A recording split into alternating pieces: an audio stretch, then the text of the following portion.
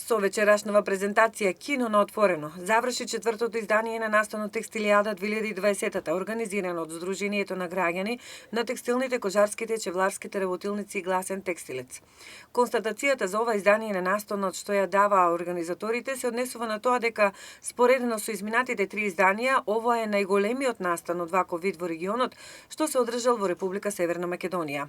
Тие сметаат дека Текстилијадата ја постигнала својата мисија, а тоа значи дека ги поттикнала младите, како и работниците и работничките да се вклучат во процесите на одлучување.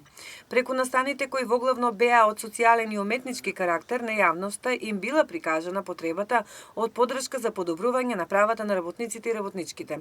Овогодинешната Текстилијада ја оствари целта, отварајќи ја темата, проблематиката за почитувањето на работничките права на текстилните работници и работнички во време на пандемија со COVID-19. Добро познатото мото до работнички права во време на корона права, одекнуваше во сите изминати 3 дена, а се создаде и продуктивен диалог со носителите на одлуките, институциите, работодавачите, работниците и работничките.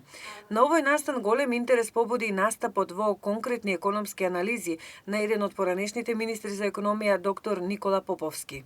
Но еден пак показател во целата работа одскокнува од сите други и тоа мислам дека е во корист на вработените, особено на вработените на работниците, а тоа е дека во текот на целиот период нивото на платите, на нето платите не падна пропорционално со БДП, со физичкиот обем на индустријското производство, како што е логично да падне. Ако се намали 30-40%, нормално е платите, не се намалија. Анализата покажува не заради резултатите, тоа е невозможно, туку заради владините мерки кои беа насочени да ги заштитат вработените и со субвенција од владата се задржа нивото на платите. Но за оние што останаа на работа, за оние што изгубија, тие ги изгубија работните места, но анализата покажува дека штом преминаа на Заводот за вработување како без работа, таму ги дочекаа мерките на владата повторно.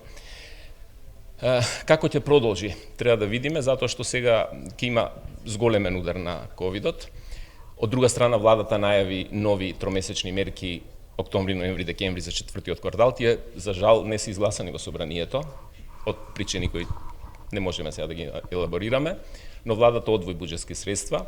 Да се надеваме дека од прилика ќе се задржи истото, дека производството може би малку ќе се намали во однос на минатото квартал од 2019.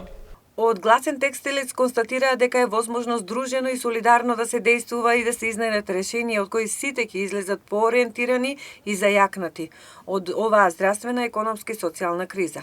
Инаку, токму денешната последна дебата ги разбранува ставовите на учесниците на влијанието на COVID-19 врз ниско платените и трудоинтензивни гранки. На денешната средба сепак не присуствуваше вице-премиерот за економски прашања Фатмир Бетики, кој се наоѓа во самоизолација поради коронавирусот.